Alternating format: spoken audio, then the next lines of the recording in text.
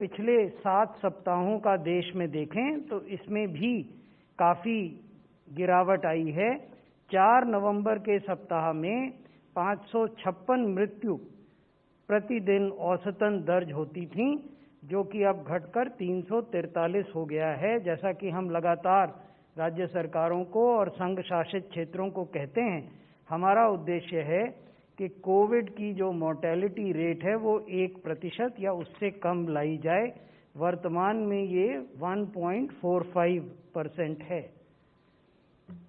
इन सब आंकड़ों का नतीजा क्या निकला है? ये नतीजे की स्लाइड है। नतीजा ये निकला है कि एक्टिव केसेस 3% से कम हो गए हैं, रिकवरी रेट 95% से अधिक हो गया है। तो जो हरा हिस्सा है इस ग्राफ का वो रिकवर्ड केसेस हैं। 95.65% are the cases which have recovered.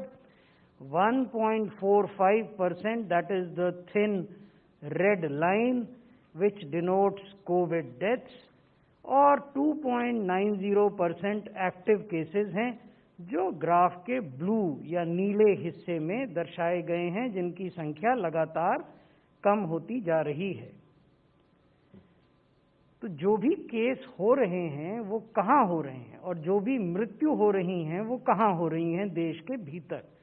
पिछले 24 घंटे के आंकड़ों को यदि देखें तो 6 राज्य और संघ शासित क्षेत्र ऐसे हैं जहां कुल देश के 57%, 57% नए केसेस दर्ज हुए।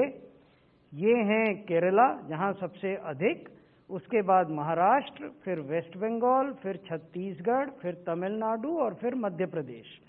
तो ये 6 राज्य और यूटीज हैं जहां 57% केसेस पिछले 24 घंटे में नए केसेस दर्ज हुए।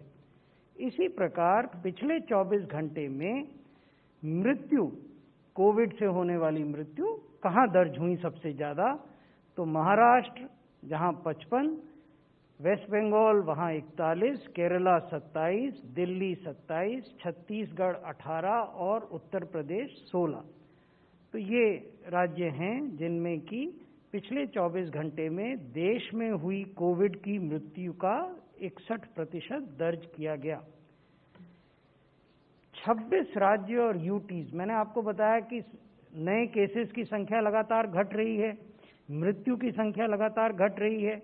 इस वजह से अब देश में 26 राज्य और यूटीज ऐसे हैं जहां 10,000 से या उससे कम एक्टिव केसेस रह गए हैं।